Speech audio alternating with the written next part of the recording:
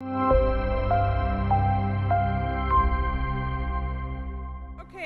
thank you for joining Congressman Mike Flood's town hall here in Lincoln. My name is Kim Kwapnoski, a district representative for Congressman Flood, and it's an honor to host you here tonight. Before we begin, I want to explain the format. Very shortly, Senator Ballard will deliver a brief invocation followed by the Pledge of Allegiance led by Lincoln City Councilman Tom. After that, Jimmy Weber will lead us in God Bless America. After these items, Congressman Flood will deliver brief opening remarks before moving to questions and answers. There will be 2 question and answer options, and we'll alternate.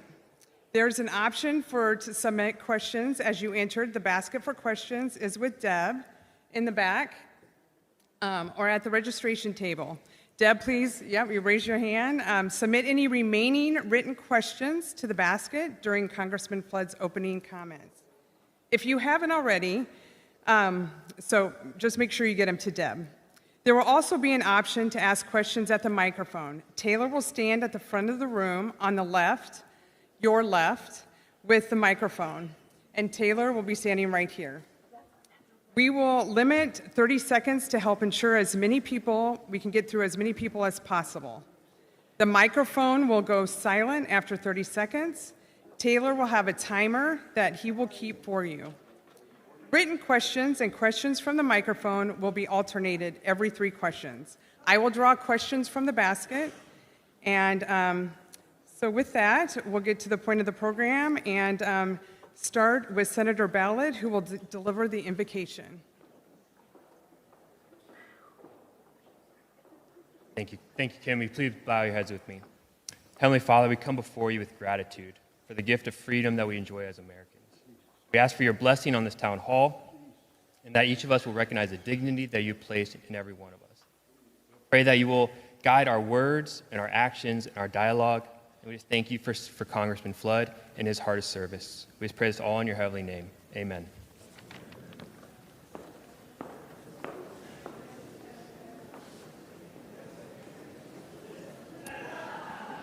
Good evening. I'm Tom Duden with the Lincoln City Council. If you would, could you please stand for the Pledge of Allegiance?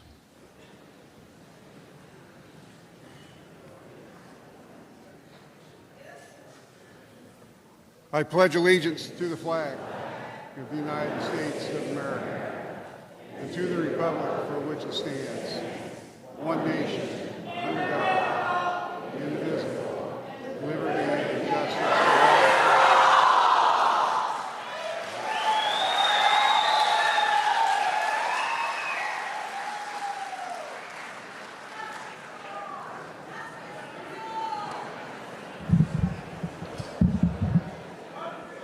Hello, friends. My name is Jimmy Weber. It's an honor to see all you tonight.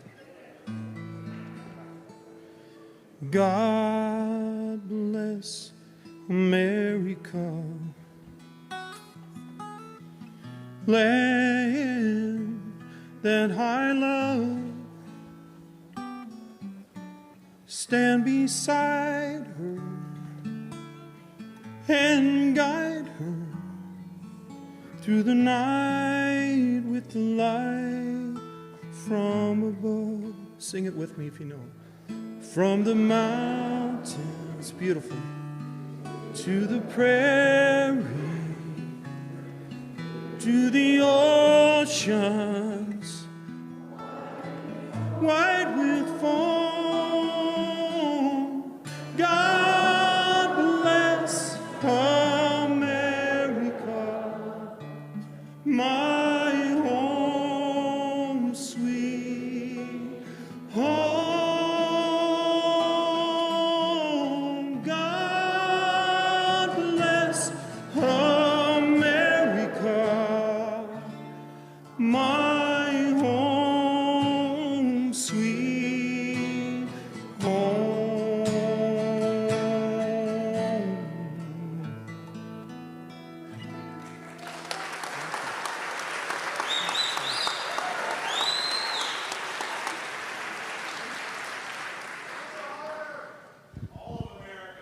Well, good evening, Lincoln. Thank you very much for being here tonight. I want to thank Bo and Tom and Jimmy Jimmy's had a long career in the United States Air Force from the Bellevue area, and I've seen and heard him perform before. He's been at the Final Four. He's performed in Omaha, all over the place, and it's an honor to have him here tonight. And it's an honor to have each of you here tonight. I know that many of you stood in line for a long time.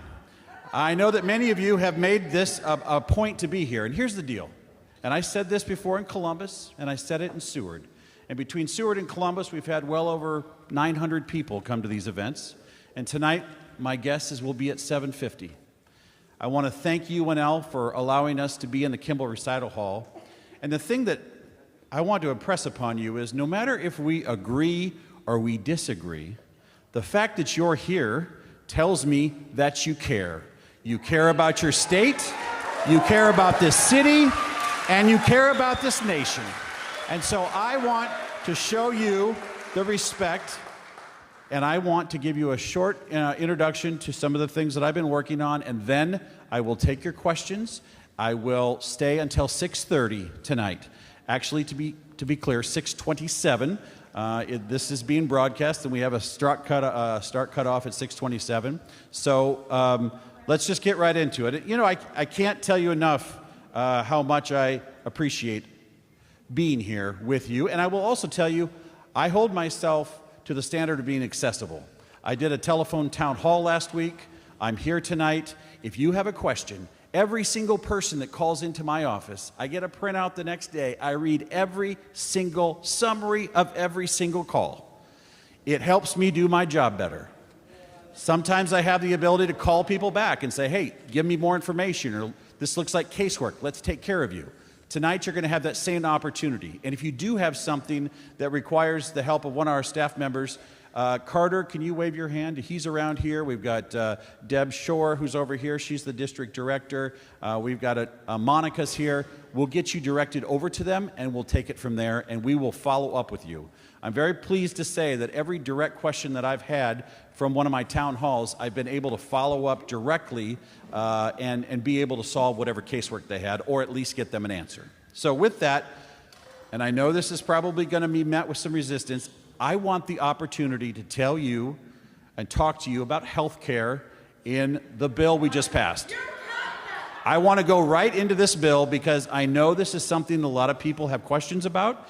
And quite frankly, from where I sit, there's been a lot of misinformation out there about the bill. Okay, let's start here. The first thing, and for those watching tonight,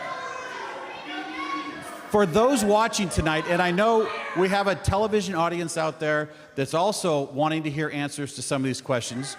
So in deference to them, please let me tell you why I voted the way I voted, and then we will take your questions, and you will have an opportunity to get answers. First thing, we have two separate programs. We've got Medicaid and we've got Medicare. There's a lot of people in this country that don't know the difference, and I'm not saying it for any reason, between Medicare and Medicaid. So let's review.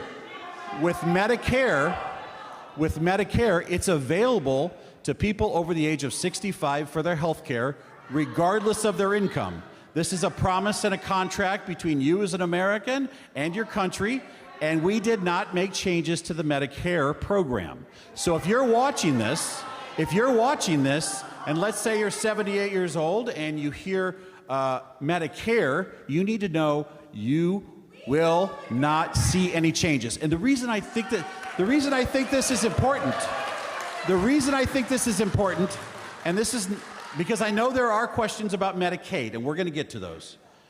But there are a lot of very good people of advanced age that hear some of the rhetoric about the bill, whether it's true or not, and they think it's going to take their health care, and they're 78 years old, they're on Medicare, and if you're watching tonight and you get Medicare, you do not have to worry about changes to your program, okay?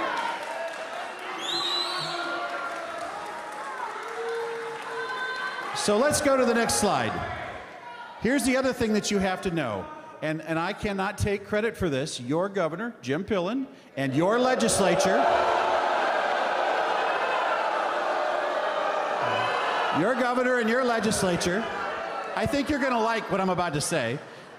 They passed a bill to get Nebraska's hospitals $700 million in Medicaid funding in the coming fiscal year. As your congressman, I worked to help get the CMS application approved by CMS, Center for Medicaid and Medicare, and it was approved in June before the big beautiful bill was passed. What does this mean? What does this mean? This means that St. Elizabeth's is going to get an additional $24 million next year, and that money is not tied to fees for service. It means the Norfolk Hospital is going to get $10 million. It means that the West Point Hospital is going to get $3.5 million. So when you talk about Medicaid, I can tell you, we're going to see an influx of money into Nebraska hospitals. The other thing I want to share is that there was talk about a medical clinic in Curtis closing. First of all, it was not a hospital. Second of all, it had 4 patients a day. And third of all, the bill had not even been signed yet, and any changes don't apply until 2027.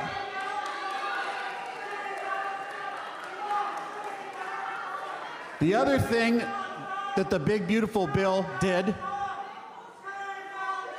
the only way we're going to get through tonight is if I get a chance to tell you why I voted, because ultimately I represent you, and you will have your say. Okay. The other thing that we worked on very hard, and something that I personally invested a lot of time into, was making sure we could get a $50 billion fund, a $50 billion fund for rural hospitals. $50 billion. Places like Scotts Bluff and David City and Falls City and Pawnee City. I am planning to bring CMS officials to Lincoln, to Nebraska, so that our Nebraska hospitals can tell them about some of the challenges that we do have. The next slide talks about the 2 big changes. The next slide talks about 2 big changes to the Medicaid program.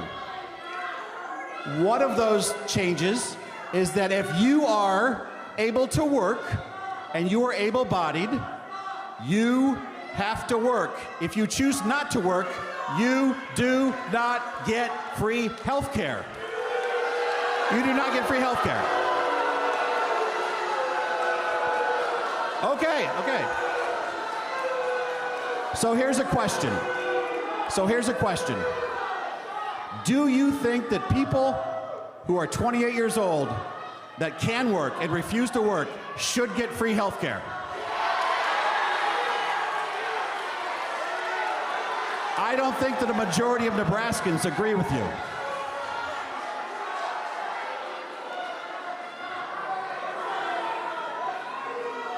The other thing that I think is important to remember is that any changes we make to the Medicaid program does not involve anybody that's disabled, that is of senior age and unable to work, anybody that is pregnant, or the vulnerable. Those are important things to know.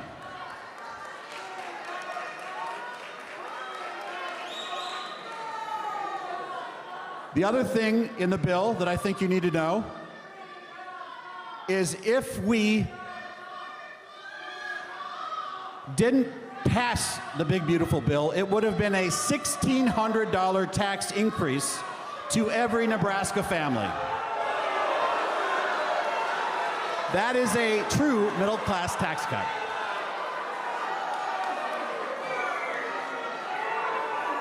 Next slide, please. These are the other important parts of the One Big Beautiful Bill. Next slide, please.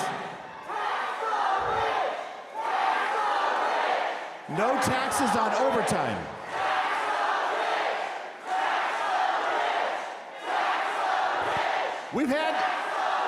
We've had this conversation before. As I recall, and we shared this in Columbus, if we adopted the Democrats' plan to tax the rich, if we adopted the Democrats' plan in the last Congress to tax the rich, it would generate $50 billion, which does not take us close to where we're going, and it cuts job creation, it cuts business creation, it cuts the ability for employers to invest in their businesses.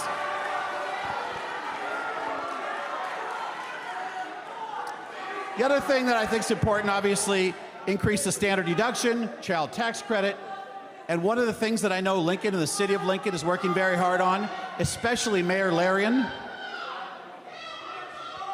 Sir, I get that you want to have this conversation with me, but there's a lot of people here that waited in line that want to hear the answers.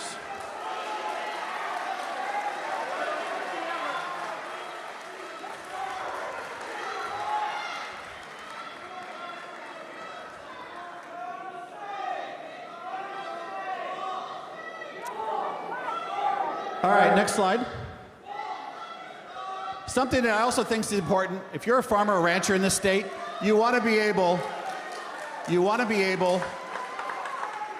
to pass your farm on to the next generation, and that means you can't sometimes pass the farm on to the next generation without paying a massive tax. So we upped this federal state tax exemption. And by the way, there's a lot of farmers in this state that don't have a lot of cash in the bank, but they've got a lot of land that they will never, ever, ever sell because that land is their family. That land is their family, and we protected that. And that matters in Nebraska. And the last thing that I want to say, we increased the safety net for farmers at $59 billion. And finally, an additional $2.7 billion for disaster assistance. Those are the things that I wanted to share with you as to why I voted for the One Big Beautiful Bill.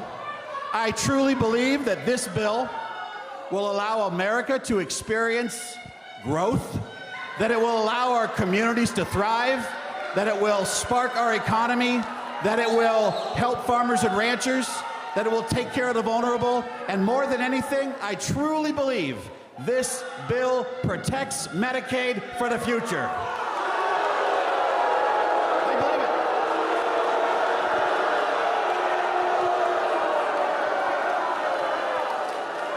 We protected Medicaid.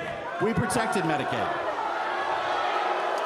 Nebraska hospitals now have the money to be able to operate, whether it's David City or West Point or Lincoln or Omaha. And I'm here tonight to tell you that's why I voted for that bill.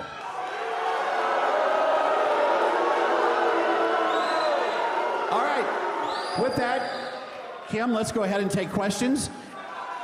And here's what I would say. I totally understand that you may disagree with what I'm saying, but if somebody has a question, let's let them ask the question without interrupting them. Because they are standing in line, they are here to get an answer, and we will do it. Okay, so we'll start here with the questions. Congressman, we'll start here with the first question. Okay. All right. I need you to be calm for just a second. I need to be able to hear the question. So. Okay, first question. How could you vote for the big beautiful bill knowing that it would increase the national debt by $3 to $4 trillion? And then please don't say that economic growth will cover it. Well, the reality is we need to increase our GDP in order to get out of the mess we're in with the debt. So we cut almost $2 trillion out of federal spending, plus the extension of the tax cuts, plus the no tax on tips. So let's go back to President Obama in 2012.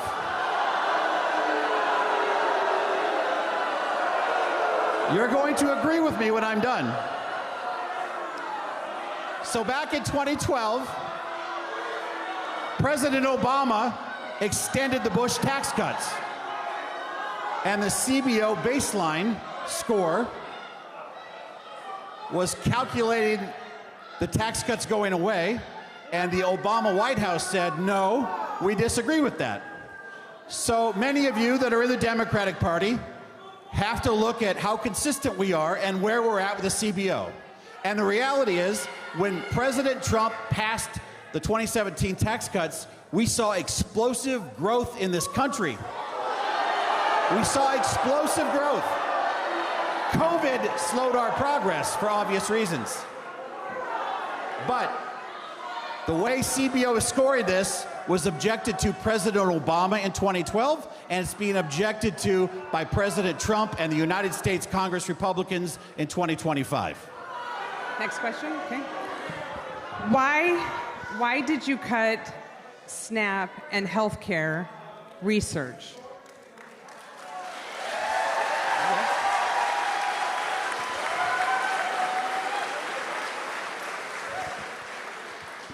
We do not have unlimited money in the United States.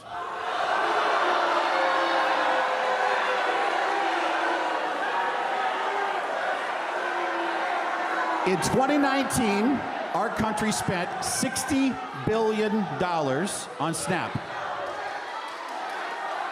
During COVID, that number went to $100 billion.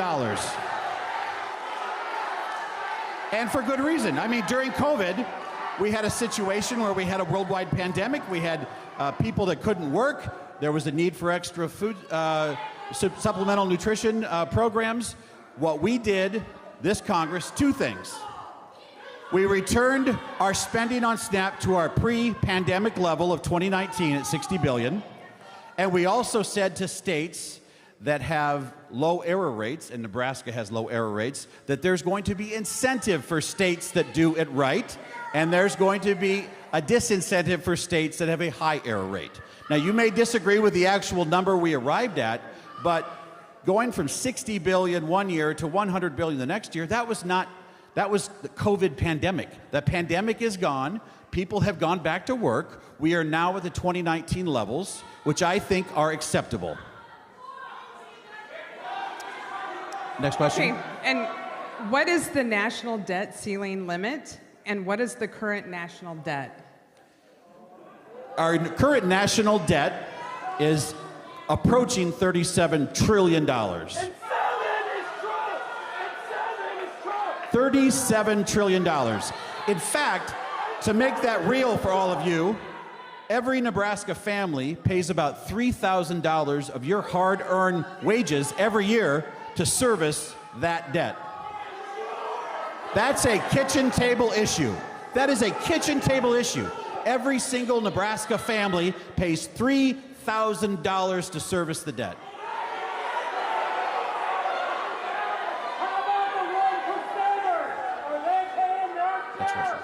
Okay, we'll go to the audience for their first questions. Okay, let's let her speak here, please. All right. Our first question comes from this fine lady.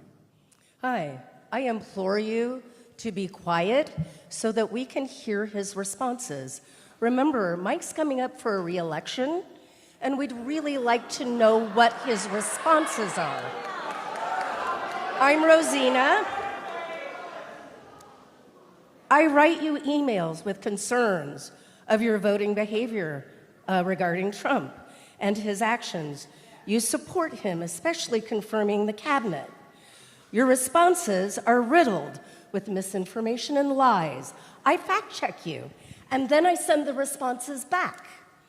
And I get crickets. So I actually asked Deb through Carter, thank you, Carter, for answering the phone and being so very patient. I asked, who does the oversight for the fact-checking? Well, Deb Shore does. Deb Shore's a good human. I've known her for a long time. But our oversight of these emails need to be fact-checked. If I am fact-checking them because they are wrong in your response, I send them back to you and I get crickets, I get kind of bummed.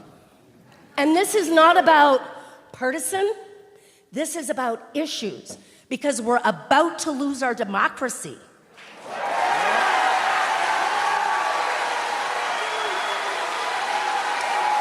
Well, first of all, I would tell you, I totally agree with you.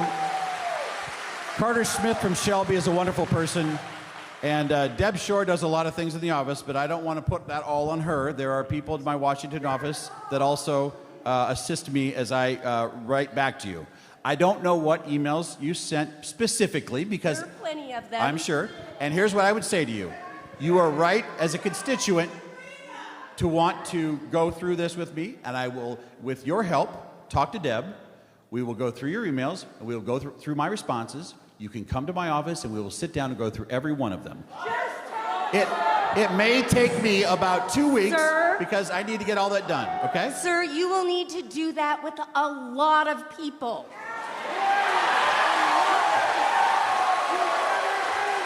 Well, here's the deal. You came tonight. You asked me a question.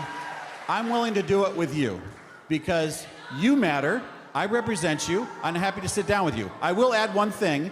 The United States House of Representatives does not confirm the cabinet. That belongs to the U.S. Senate, just for clarity, okay? Thank you very much for being here.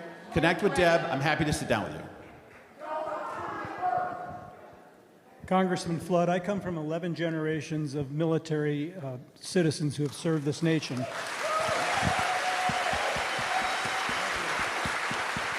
I've seen the long-term effects of service on veterans' health and on well-being. This budget reconciliation bill that you support threatens to cut all of their benefits and support programs that go along with that. How can you stand behind this bill that erodes the very services that people like me, my family, our families, and younger vets coming home today rely on to live decent, healthy lives? Well, first of all, thank you for your service to the country, and thank you to the generations of service to the country. Please, at my don't first say town thank you for hall, my I had the service if you voted opportunity against me. At the first town hall, the main issue that I took away from that was concerns about veterans' benefits, not only in the proposed bill, but just with the new secretary coming in. I met personally with the Veterans Secretary. We went over everything, and I will tell you, our Veterans Affairs are going to be better than they've been in a long time under this president. The Secretary, we sat down for the better part of an hour, and I would have to get my notes from that meeting, but I asked a lot of questions that came from that Columbus town hall. And when the time is right, and I have that in front of me, I will go through that. But I truly believe that number one, our veterans served our country. They were made a promise that we will provide their health care. I have a record of supporting, as a member of the legislature, our state veterans homes, and I have a record in our Congress of supporting veterans, and I will be happy to get more information from the Secretary. If you have specific programs you're concerned about, please reach out to Taylor and get us that information. Thank you. We have a next question right here. My question is fiscal. With 450 million FEMA dollars being reallocated to open Alligator Alcatraz and 600 million taxpayer FEMA dollars being used to now open more concentration camps and ICE burning through $8.4 million a day to illegally detain people, how much does it cost for fascism? How much do the taxpayers have to pay for a fascist country?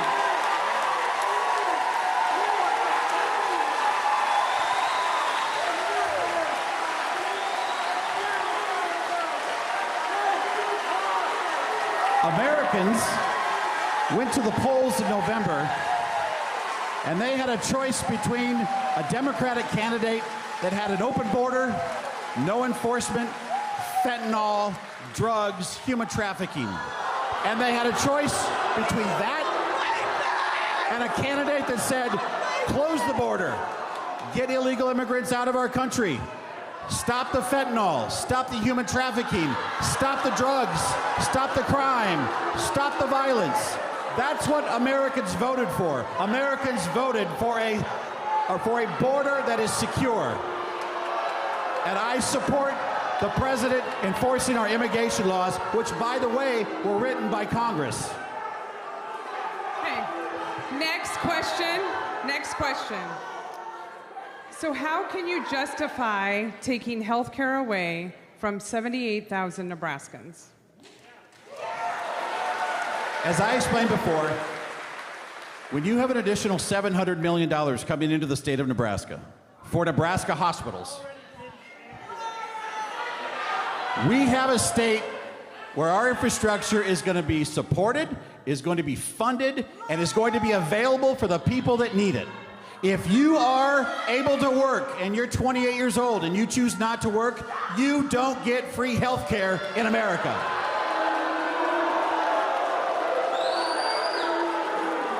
If you are in this country illegally, you do not get free health care in America.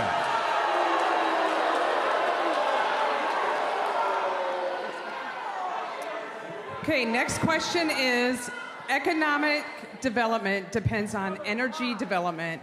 The fastest, cheapest resources to bring online are wind, solar, and storage. Plus, we can produce it right here in Nebraska. What are you doing to promote our clean energy industry? Good question. I think that's a great question. I believe in an all-of-the-above strategy for energy, which means nuclear as well. I agree with nuclear. As I'm from a part of the state where we have a lot of wind-generated power. I'm from a part of the state where we have solar power. There has to be a balance. And in our state, we have to make sure, and I love the battery storage idea. I think when battery storage becomes relevant and it works and it's there for Nebraskans, well, the technology isn't to the point where it can be used all the time. But here's the challenge. With artificial intelligence coming on the scene, it's going to take a lot more energy for us to meet our energy needs to be able to remain competitive with artificial intelligence.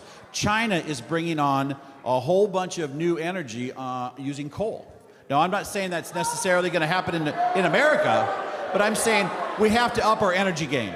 We have to up our energy game, which means small nuclear reactors, which I've been supportive since I've been in the legislature, permitting nuclear power plants, which has been very difficult. Wind and solar is always part of that array of opportunity, and not shutting down our coal plants when they provide consistent baseload generation of power all the time. So I think that's a very good question, and as Americans, what we need to do is we need to pick an energy policy. We need to put it in the statutes, in the code, so that industry, energy providers can count on that stability so that they can make long-term investments. The way it's gone from President Obama, he had to President Trump, to President Biden, there's been a regulatory whiplash every 4 years. Right or wrong, I'm just saying, energy providers aren't willing to make an investment when there's wild changes all the time. Next question. Okay, next question. Why are you covering up the Epstein files?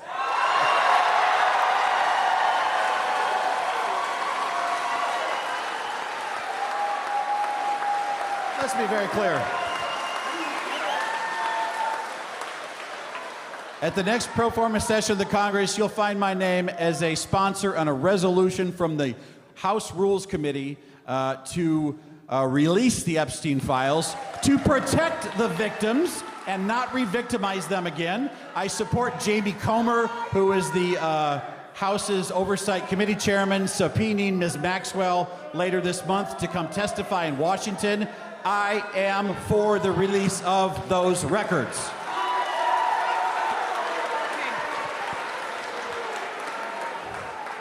We have a question right here.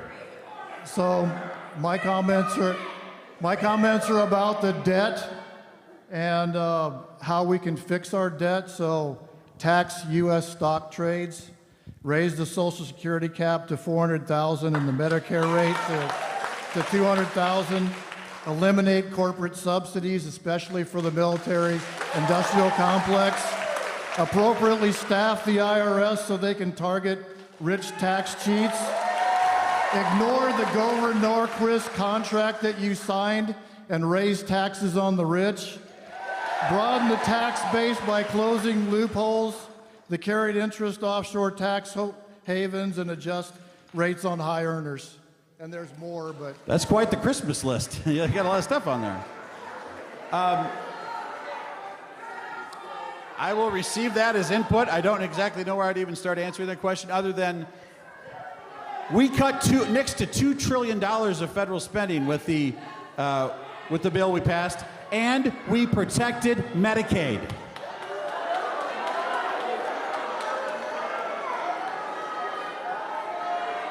Next question. Question right here. There's a saying that silence is complicity. Your silence tells us that you have no problem with the January 6th attack on the Capitol, the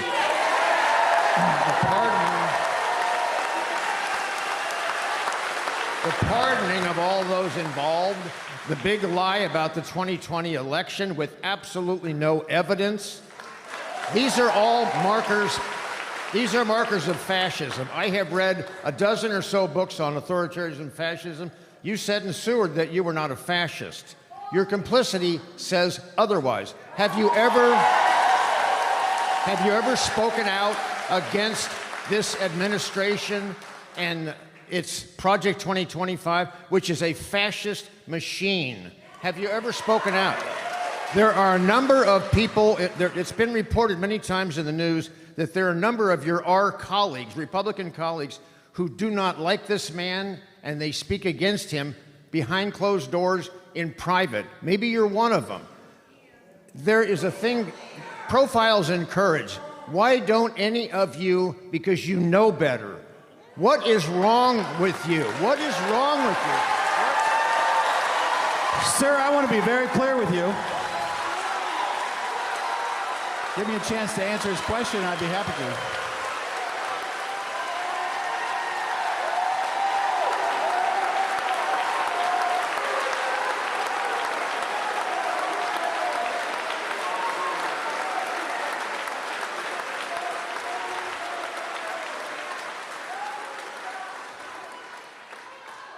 Fascists don't hold town halls with open question and answer series.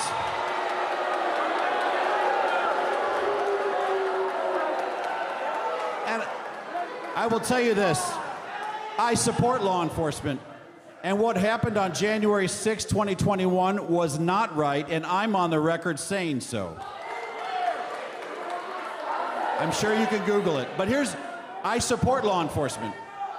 I have prided myself on supporting law enforcement since I began as a member of the Judiciary Committee in 2005, and we started working on child sexual assault. We started working on the sex offender registry. We started working on all of these different DWI laws to make our streets safer. I believe in law enforcement. I believe in the rule of law. I believe in the rule of law. It matters to me. We have a lot of people that need to know when I see something that I don't agree with, I don't run to the TV station as my first stop. I try to stop it before it gets worse. I try to stand up and go to work to represent the people that I have in this district. And sir, I believe in law enforcement. Thank you. Next question. All right, we have another question right here. I believe in fair taxation, but I disagree with personally benefiting at the expense of lower-income Nebraska citizens. Trump is a pathological liar, and citizens can't believe a word that comes from the convicted felon's mouth. Keeping Nebraska in mind, what actions are you going to support or initiate that will provide health care and food assistance for low-income families, protect Medicare, not increase the national debt, unmask the ICE terrorists, close Alligator Auschwitz, and impeach Trump if he pardons Ghislaine Maxwell?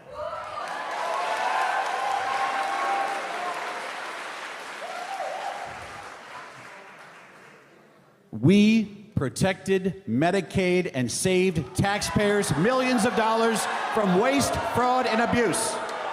This program, over the long term, will spend way too much money that we cannot afford if we don't protect it for those that need it. There are vulnerable people that need Medicaid. There are pregnant women that need Medicaid. There are folks that need to be in a nursing home that need Medicaid. We need to figure out how to keep more people in their home receiving care because we can't afford everybody going to the nursing home. So, sir, we, in my opinion, as your representative, with the $700 million coming into the state, the $50 billion rural hospital fund that we worked on, and the common sense protections of requiring people to work if they want free health care and no illegal immigrants getting health care for free, I think that's entirely reasonable. Okay, next question. How are farmers supposed to survive as a result of this budget bill? Could you repeat that? Yes. How are farmers supposed to survive as a result of this budget bill? Well, I'll tell you what, and I actually have this number right here. We actually, and it was in one of my slides, 1 year ago, almost to this day, we were at the State Chamber fly-in, and I was the first in our congressional delegation to sound the alarm about the farm economy. I've been talking to community bankers across this state that are worried that a lot of our producers, with corn at $3.80 a bushel and soybeans down from what they should be and higher inputs, are going to have trouble making their payments. And I started to talking to local bankers about what this year's operational notes renewal would be.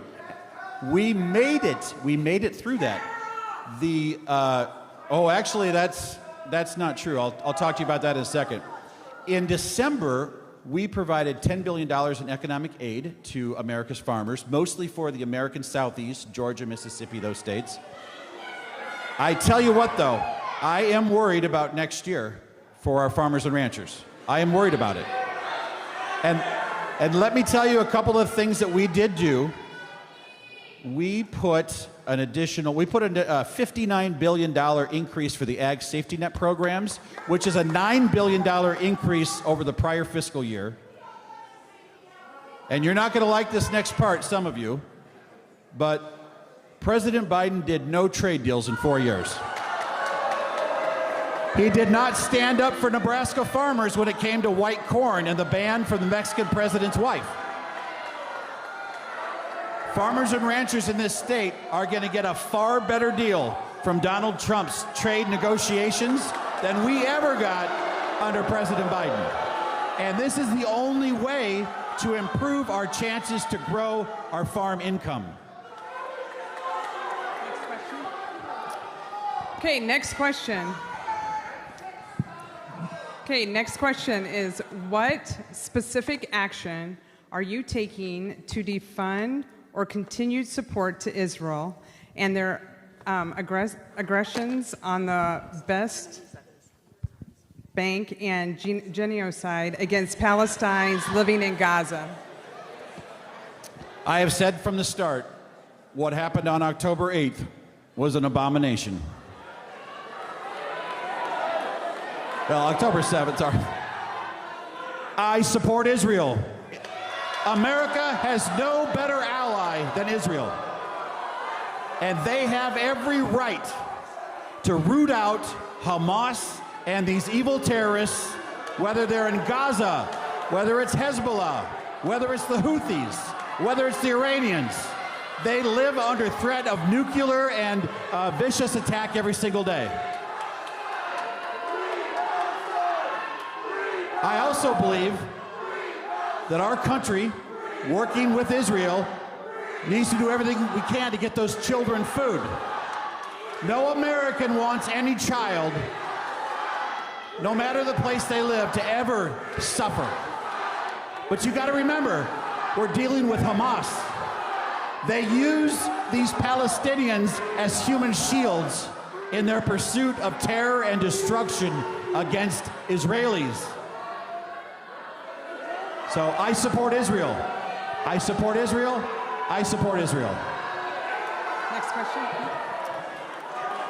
Next question. How do you intend to ensure the accuracy of reporting on job and economic statistics?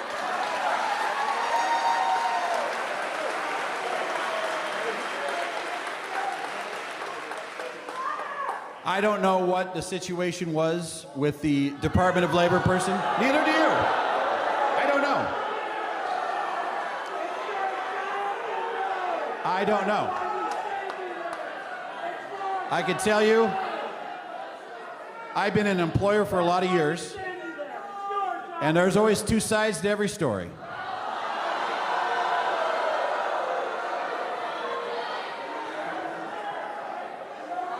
And I don't know what that side was. I will say this, though. If all that person did was get the data out there, if all that, and I don't know that's the case, but if that's all they did, I would not have fired her. I mean, to be honest, but I don't know because things are complicated. It's easy to listen to a 30-second story on TV and think that you know all the details. I don't know all the details. But I'm sure we will be talking about that when I get back to Washington in September. Next question from the audience, please. Next question from the audience. We have a question right here. Yes, first of all, I'd ask you please not to refer it to that monstrosity as the big, beautiful bill. It's the name of the bill, though. We know better. We know better. My question concerns veterans. Again, I asked you in March about cuts for veterans, cuts that will hurt veterans. I didn't really find your answer to the gentleman earlier adequate. How are cuts to the VA going to improve VA services? Also, what about the thousands of veterans who have lost their federal positions? And what about how that big, ugly bill, let me finish. How about how that big, ugly bill is going to disproportionately affect veterans who need SNAP and other benefits? Finally, what about the veterans who are seeing family members who have done nothing wrong being picked up by masked ICE agents? Okay, so first of all, my question to is your this. first point there, When are the you bill gonna is actually stand called the up? One Big Beautiful Bill, and I'm not going to tiptoe around what the answers are because that's the bill that passed.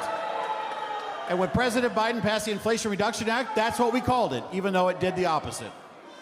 As it relates to the VA cuts, what specific cut are you talking about so I can understand? Give me a specific example. It is specifically general cuts in the VA's overall budget. I want to know, when are you going to stand up to the bully in chief and his disrespectful, un-American, cruel cuts that hurt our veterans? See, this issue came up in Columbus in May, and I went to the Veterans Secretary. And the system, when we're done, will be better for veterans, it will be more efficient, and we'll have better services. I am confident of that. You cannot cite a specific program because I went to him specifically and said, show me where these cuts are. We went through it, I've got the data, I've got the notes, I've got all the information I need. And I will be very public about showing you what is happening with veterans as soon as I get the opportunity to avail myself of my notes. But I am very confident. President Trump, this Congress, the Veterans Administration, we are working hard for veterans, and we will deliver for veterans.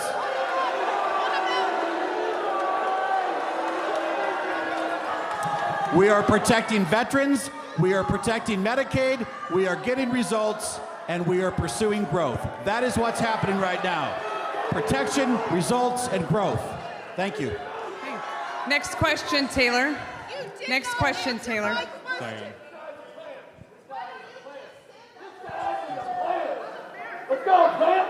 Congressman's Blood, as the president of the UNL College Republicans, thank you for being here. And these first 8 months of President Trump's has been a momentous occasion for young people looking for job opportunities, buying houses, and starting families. How are we going to continue the momentum that we've made for our next generation and keep the promise of the American dream? Thanks for coming tonight. It's nice to have you here.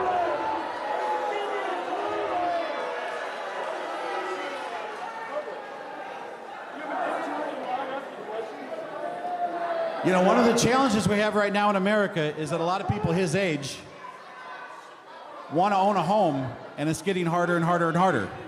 And there's a variety of reasons that happens. Right? Number one, whose home insurance premium went up this year? Mine. Okay, we all did. What's driving that? Two things: weather peril and third-party litigation. Third-party litigation, this is where a foreign government sovereign growth fund can come into a Georgia state court hand a plaintiff's lawyer $1.5 million, and that plaintiff's lawyer suddenly has all the experts they ever needed. They game the system for a $20 million verdict, and they walk away with $10 million. That's what's happening in our property and casualty space right now. These aren't partisan issues. These are issues that we have to solve as Americans. Today, I toured a project here in Lincoln where NeighborWorks Lincoln is building 12 units. 12 units on space where only 3 could have been built before. And they're excited about the One Big Beautiful Bill's affordable housing tax credits that get increased under the law, which are used by a lot of folks here in Lincoln. And by the way, your mayor and city council, they set a goal of 5,000 new units by 2030. They are halfway there, and this city will see more housing growth, more affordable housing growth, more market rate housing, and more affordable housing with a price point of $200,000 because of the resources that they're currently using. Thank you. One more question. We have a question right here. God bless you, Congressman Flood, for doing this and what you endured. Congratulations on your nomination to the chair of the Main Street Caucus. Can you please tell us how this position will benefit Nebraskans? Thank you very much for that question. So you might have read in the paper, I was recently unanimously elected by 83 members of the Republicans in the House to chair the Main Street Caucus, which is a group of people that meet weekly, sometimes a couple times a week, to talk about where we want to go in the House of Representatives. And we believe in passing a budget. We believe in appropriators appropriating money. We believe in medical research. We believe in ag research. We believe in science research. I want you to know that. We also believe in a balanced budget. We believe in a strong, secure border. We believe in protecting Medicaid, getting results, and growing our country. And so with this new role that I have, I will have an opportunity more often to interact with the White House, with the cabinet secretaries, to interact with my Democratic colleagues that are in leadership, to deliver for the people of Nebraska and specifically the 1st District. I appreciate the question. I'm honored to do it, and I hope it results in results for all of you, and we can move this country forward. Thank you. Okay, next question is from this. Oh, okay. Representative Flood, I was born and raised here, and I'm a full-time student at UNL. So the recent $20 million in cuts due to declining federal and state funding is deeply concerning to me. With ongoing efforts from Trump administration to dismantle the Department of Education and reduce support who will protect and grow funding for Nebraska's public universities. And if the state is also struggling to fund education due to budget deficits, who makes up the shortfalls? Are we working families, students expected to foot the bill? So, it's a very good question. I've always been a big supporter of the University of Nebraska-Lincoln. I attended college here. I had a great education. My number one legislative priority is getting money for the USDA Ag Research Service. I have met with your professors. I've urged them to stay on the job, to go through this transition with us. We need precision agriculture. I met today with one of your physics professors to talk about this. I believe in the research funding. In some cases, this funding has been temporarily paused. More often than not, that's what's going on. But I will tell you this, there's been a lot of money without much oversight for too long in this country, and there's waste, fraud, and abuse out there. And so you have to deal with it. You have to deal with it. I will tell you this, I am at bat for the University of Nebraska-Lincoln every single day. I'm at bat for our community colleges. I'm at bat for Concordia University in Seward. I go to work for all of these people. They matter to me. Education matters. Universities matter. UNL is important. It's one of the economic drivers of this state. So is UNO. So are our state colleges. And if you check my record, I have been a supporter of post-secondary education since I got into the legislature. Okay, next question. Next question. You're the Housing Subcommittee Chair. What can be done to make housing cheaper? Well, there's a lot of things that we have to deal with right now, and most notably, making housing cheaper. There's a lot of people paying more in their property taxes and their insurance premium than in their principal and interest. That's one challenge we have. We have seen 20% inflation since 2020, which has made it harder. We need to do some innovative things, I think. One of those is we need to start collecting credit information on renters who pay their rental bill every month. We need to start collecting it on those that pay their cell bill every month. It's hard to get credit sometimes in your 20s. And there's a way to do it now with artificial intelligence and all the technology out there, and I totally support that. We increased the affordable housing LIHTC tax credits, which is a big start. That was in the One Big Beautiful Bill. And I have a bill that I'm marking up on a bipartisan basis with Emmanuel Cleaver from Kansas City, the ranking member, longtime Democrat, former mayor of Kansas City, that I think will make it easier to access the close to $3 billion in federal money that cities like Lincoln and Omaha and Seward and Norfolk and Columbus get. So the Senate just passed unanimously, almost, a housing bill. We're going to pass one in the House. I'm leading it. Hopefully in October, November, we'll be able to come to terms between the two chambers and present the president with a bill for his signature. Okay, next question is, Democrats have labeled the OBBB as a disaster. Please explain why they are wrong. Well, I think I've done a good job tonight of giving you my opinion on the One Big Beautiful Bill. Hey, is any bill perfect? No. Is any bill going to get everybody to sign on and say yes? But this bill did pass. It was signed by the president. And just like the major achievements of prior administrations, this one will provide certainty to Americans on what their taxes will be going into 2026. And this includes a continuation of the tax cuts. The bill protects Medicaid. It gets results, and it's pro-growth. Okay. Taylor, questions from We have a question right here. Howdy. Thank you for being here, Congressman Flood, but I do have a question. Outside, roughly 10 minutes before we were let in, you went up to me, I shook your hand, I looked you in the eyes, and you immediately pivoted to somebody else to talk to. Why are you unwilling to talk to someone in my age? I'm not. I didn't mean to do that. You immediately pivot, then your gentleman I shook your over hand, there for God's walked sakes. the You were photo standing there with some shoot other that saw me people. Now you're here. What do you want to talk about? I want to ask, why does it seem like when you make your voting decisions, they're based on capital rather than the working class? Billionaires and corporations got their tax issues enshrined into law forever, but the working class gets a no tax on tips or overtime that only applies to some of us, and now we wind up in a situation where we are. Funded by With all due respect, sir, the Republican Party, now more than ever, represents the heart and soul of the working class.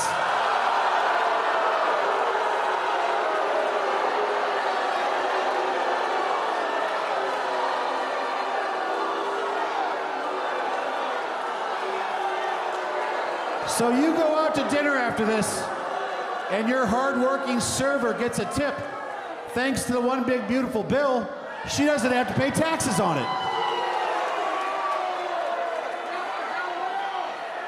88% of Americans are going to get relief on paying taxes on their Social Security. They've earned it. We did the same thing at the Nebraska legislature. We've increased the standard deduction. And here's the one I think is the most important for the working class. We increased the child tax credit to $2,200 a year. That, my friends, is going to work for the working class of America. We have another question right here. Congressman, a lot's been talked about Medicaid, healthcare, etc. A lot of countries in the world, Europe, Canada, they have healthcare for the people there. Outside, just now you said, you don't want to see a lazy 28-year-old get healthcare, whatever. My point is, every working and retired American should be entitled to health care. Would you sign on or write up a bill for Medicare for all? We've got Medicare now. We can start rolling back the age 5, 10 years at a time. Would you support that? We can't afford that. Yes, you can.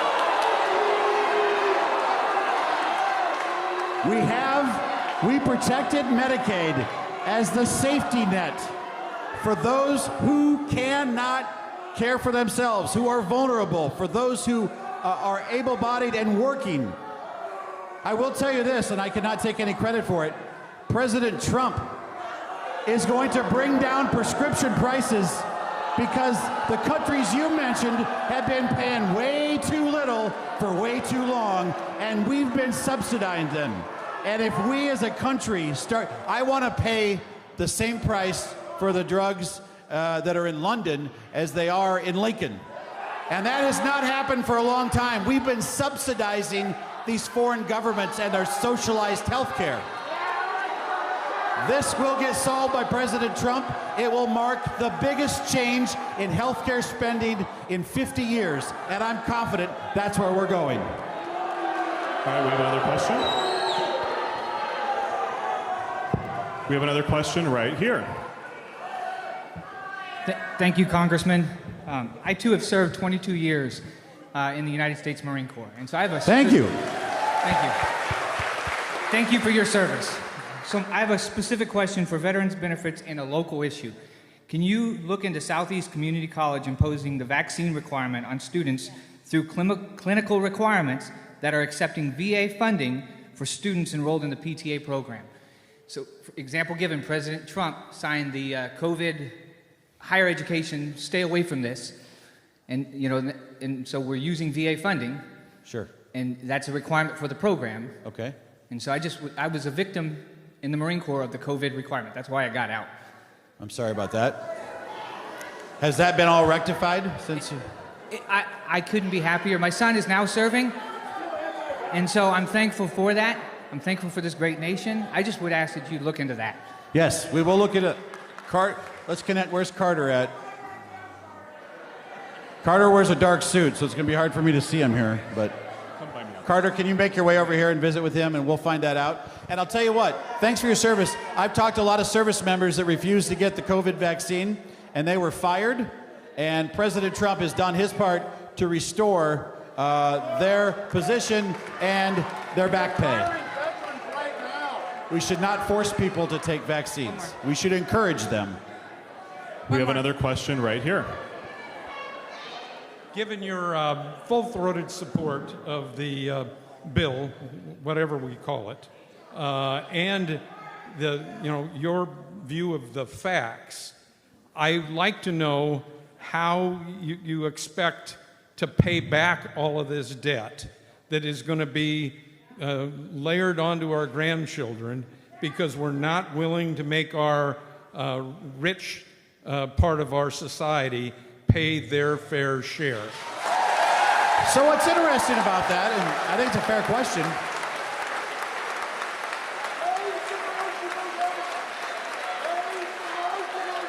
two things are happening here.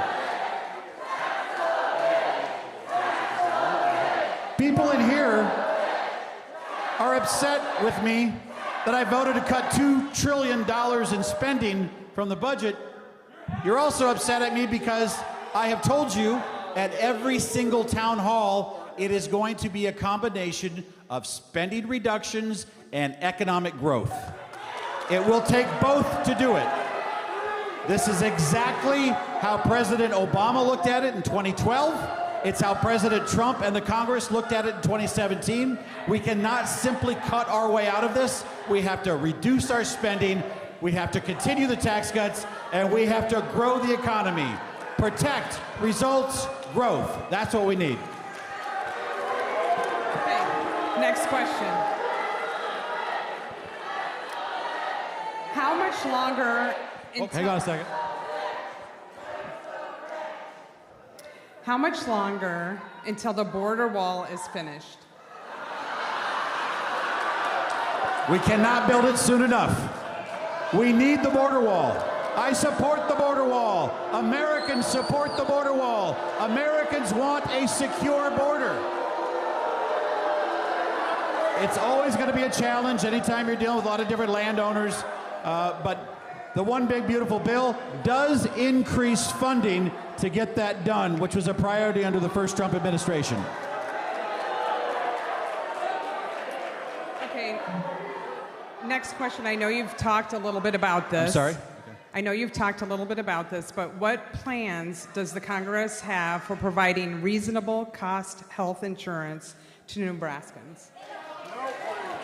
Well, one of the ways to bring down our commercial private payer insurance is to not have as many people on Medicaid. Because what happens? Medicaid pays a much lower reimbursement rate than a commercial payer does. And so when there's a difference between those two, the commercial payer ends up paying more and more and more to make up for the difference. Money does not fall out of the sky. It does not grow on trees. It comes from all of you. And you pay your health insurance. I wish there was a world we could live in where everything came from the government and it was free. But that will never, ever, ever happen. By the way, I do not believe that, but I do think, though, when you look at keeping our personal private, for those of you who are on commercial payer private health insurance, you're seeing 20% increases. And why is that? Because we've extended Medicaid to so many people who refuse to work, people who don't want to go to work, people that are illegal. And when you do that, everybody else has to pay. Somebody always has to pay. That's the way it works. It would be great to come to a town hall and have an answer that everybody would agree with, but that is the reality of our situation. The more you make healthcare free, the more everybody else with private pay insurance also has to pay. That's also why we're giving the hospitals $700 million to help cover that thing, and then the $50 billion for the rural hospitals. They need the money. They're going to get the money. They're going to remain open, and they're going to provide quality care to Nebraskans, and to those who can't afford it, they will get it. We will protect Medicaid. I protected Medicaid. The Big Beautiful Bill protects Medicaid. Okay. What are the plans to continue service provided by Department of Education, especially special ed and best practices and Pell Grants? Can you repeat the first part of that again? Yeah. What are the plans to continue service provided by Department of Education?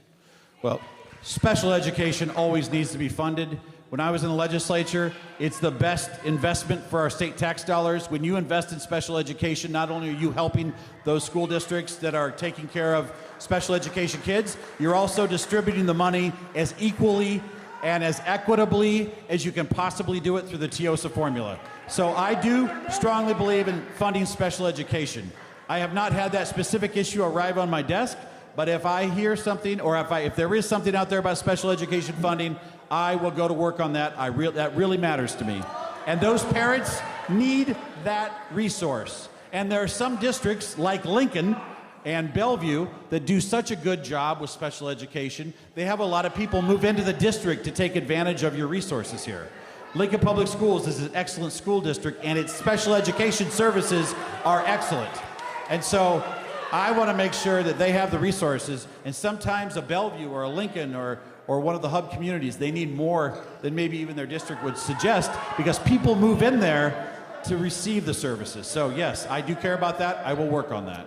The second part to that question I'm sorry. Yeah, there's a second part to the question, Pell Grants. What are your plans for Pell Grants?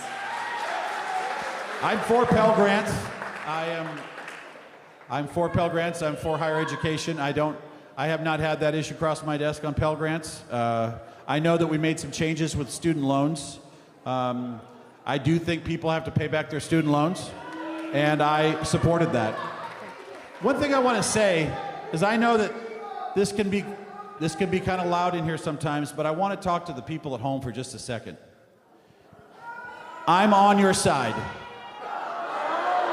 I never forget who I'm working for. People in this room are important, but everybody in this state has a voice. Everybody in this district has a voice. And there's a lot of people in this state that like the direction that this country is going. I'm not saying it's perfect. I'm not saying it's perfect, and I'm not saying we can never do better. But I'm here to listen to you. And the other benefit of me being here is that I know when I choose how to vote that I am ultimately accountable to you. Because I work for you. And I will never forget that I work for you. Which means no matter your position, no matter your ask, no matter the casework you suggest, I will go to bat to fight for you. I will work to agree with you when I can, and I will do my best to explain my votes when I don't agree with you. Okay, we'll go to the We have a question right here. In June, the transfer case in my car failed. Pardon? Can you start over? I'm sorry. I'm not trying to tell you. In June, the transfer case in my car failed. I looked to get it repaired, but the price of the part had increased 30% since the start of the year, driven primarily by tariffs. With my car totaled, I started looking for a new car. In the 2 weeks I spent looking, I watched prices increase 10 to 15% on a variety of vehicles. The impact of tariffs had arrived. The car I settled on increased 12%. This is more than any tax savings I will see from the bill that was recently passed over the course of the next 10 years. When you return to D.C., will you enforce Congress's power over tariffs granted under Article 1, Section 8 of the Constitution? Will you protect average Americans like me? Okay, I didn't get the second part, but I'll answer the first part. We'll come back to it. We need to be a country that makes things. And we found out during COVID that our supply chains were failing us. We want more American workers. We want to reinvigorate American manufacturing, which means we have to have free but fair trade. Why is it that we have to sell our cars into Europe at a high tariff rate and they sell into our market at much less? If we're going to fix this, it's going to require some decisions that may be temporary, but as we saw during the first Trump administration, our relationship, our trading relationship with Canada and Mexico and China improved, which meant more money for American farmers, better deals for manufacturers. We just have to onshore more jobs in America, and we need to be a nation that makes things.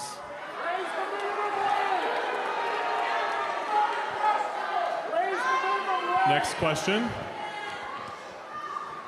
God bless you, Congressman Flood. Thank you for being here tonight. Thank you. There's been some exciting things happening on the world stage as far as trade. What are the ones that excite you the most? I met with pork producers that were excited about opening our markets up for pork in Vietnam. I think we're on the cusp of doing something big eventually with India, which is 1 billion plus people, and we want to be in their markets. Vietnam is going somewhere. We have great conversations right now with Mexico and their president, who is engaging with President Trump. Listen, nobody in this room wants anything but the best for America. Republicans want the best for America. Democrats want the best for America. Independents want the best for America. Right now, your government is run by a Republican Congress and a Republican president, and we will get there. We will get there. We have another question right here. We have another question. Hello. Hi. I want to thank you, but I also want to thank Nebraska Public Media for holding this. And I want to thank them for still doing this, even though they're not being funded by my tax dollars, which I would support. But my question is, it's easy to talk about healthcare research, and yet when the current administration attacks my alma mater, Harvard, it attacks Duke, it attacks USC, UCLA, the first place they cut is NIH grants. So why are you targeting? Do you somehow think that preventing cancer supports anti-Semitism, which is the goal of those cuts? I care about the NIH grants. I do. I care about the NIH grants. I want us to pass a budget so that Congress can express itself through our Appropriations Committee, because in talking to the Republicans that I work with on a daily basis, we support what you support. And I want that in the budget, and I want our Article 1 authority to be respected, and I want that money to go to the places it's doing the best good, and I want that funding for research. So I hear you. I will say, and this is neither here nor there, some of the institutions that you talked about had a very poor record when it came to anti-Semitism that we saw from their presidents, which has resulted in presidents losing their jobs. So that is the truth. Like, that is something we dealt with. But the bigger issue here is, what do Americans want? Americans want cures for cancer. Americans want the best therapies. Americans want to know that researchers are working around the clock to address Alzheimer's, which is taking more and more and more of our country, and dementia, and all these other things. I support that. And one of the things that I think we have to do in Congress is we are in charge of the money. We are in charge of passing a budget. That is Article 1.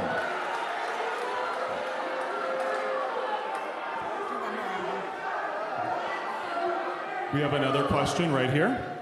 So I'd like to first start with a fact check. In the last administration for this president, our tax dollars subsidized farmers because of the tariffs. You didn't create selling their product.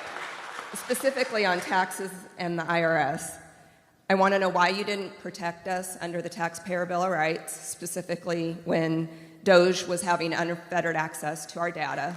We don't know what's happened to it. I sent you information.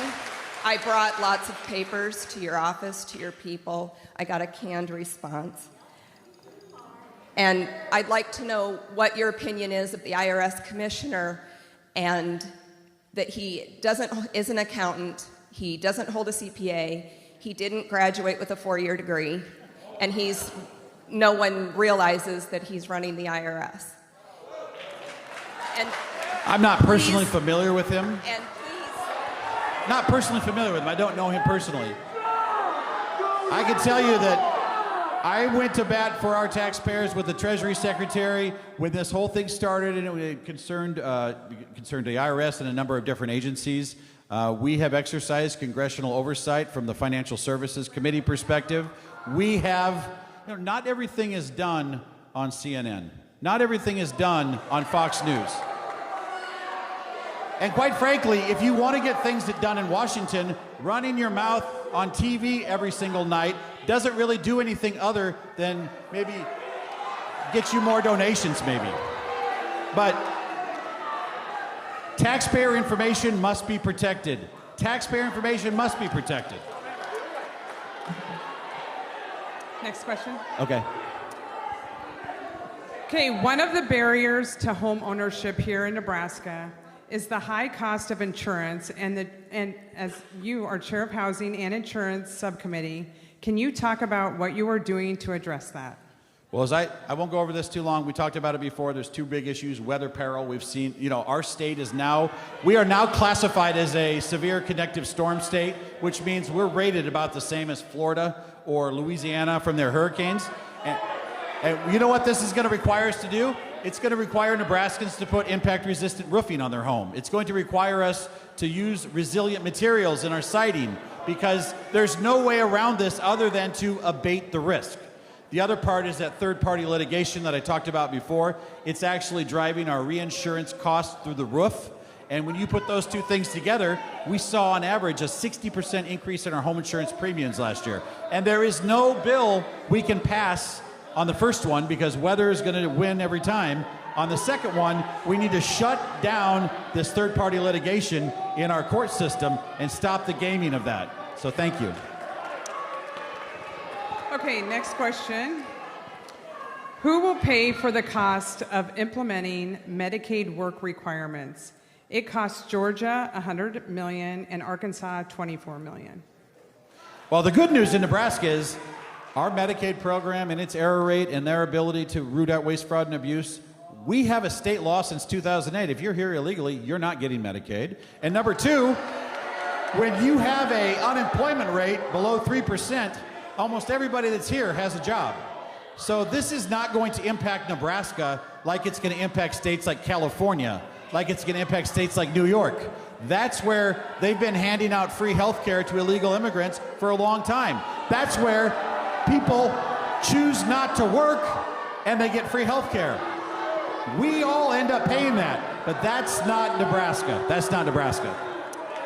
I'm not saying there isn't waste, fraud, and abuse that can't be eliminated, but we are far ahead of the game on that. We protected Medicaid. We protected Medicaid.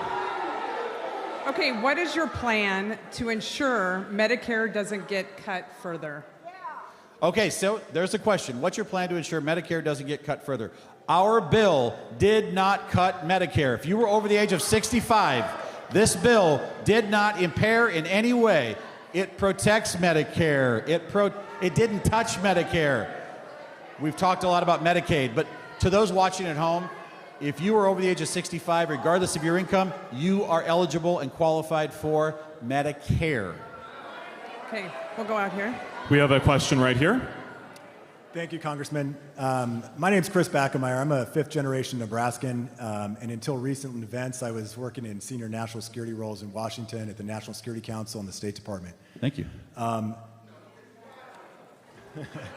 I worked for Democrats, Republicans over 20 years, faithfully, worked on counterterrorism issues on the Iran nuclear program. And throughout that time, I always tried to spend some time thinking about how average Nebraskans, people like my family, teachers, farmers, grandparents, parents, how those decisions would impact those people. So I'm back in Lincoln now, and I wanted to see what my representative was doing for the people of Lincoln. And I see this new bill that transfers trillions of dollars of wealth from working class Americans, people that are sitting in this room, to billionaires that don't even live in this state. And so my question is, I know who I work for, but who do you work for? You work for billionaires out of state or people in this room? When you look at the bill, this was a middle-class tax cut. This bill is a middle-class tax cut. It's absolutely true. $1,600 to $2,700 a year. No tax on tips. No tax on Social Security. No tax on...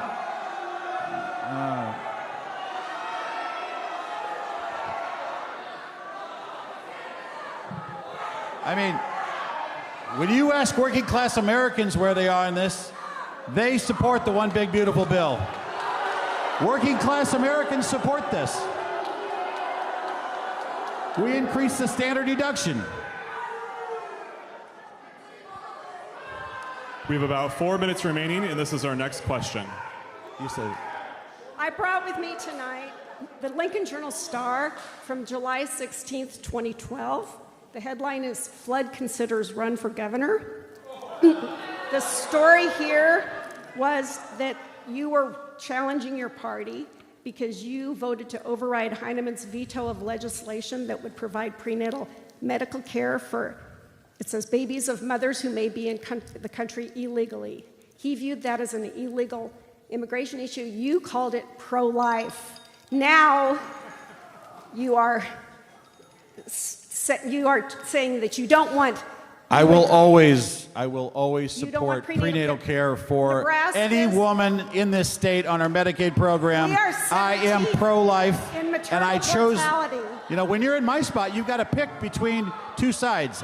I pick the side of that pregnant mother. Campaign flyer, and this says you paid $50 billion for rural hospitals when they need $137 billion. This is just a Band-Aid till the next election. But in Nebraska, they're getting $700 million in a state of 2 million people. A state of 2 million people, they're getting $700 million. When... where are we at on time? We have about 3 minutes left. I got to make sure I hit my 627. Where's my guy with the cue card? Right here. Oh, there he is. Okay. Yes, sir. Congressman, regarding your opening comments and the slides that you had on your televisions, I didn't rehearse this question, but when I saw those, I was surprised. H.R. 1 does, in fact, address Medicare.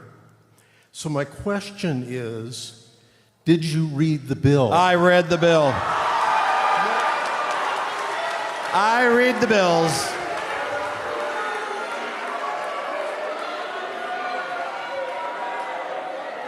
Is every bill perfect? No, but I supported this bill. By the way, I think this is important.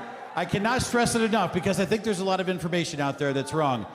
We protected Medicaid. We cut $2 trillion out of the future debt. We worked to get results, and this bill builds for growth. Here's the deal. I want to say a couple things. Thank you to the University of Nebraska-Lincoln. Thank you to the UNL Police. Thank you to my staff. Thank you to Nebraska Public Media for doing a great job tonight.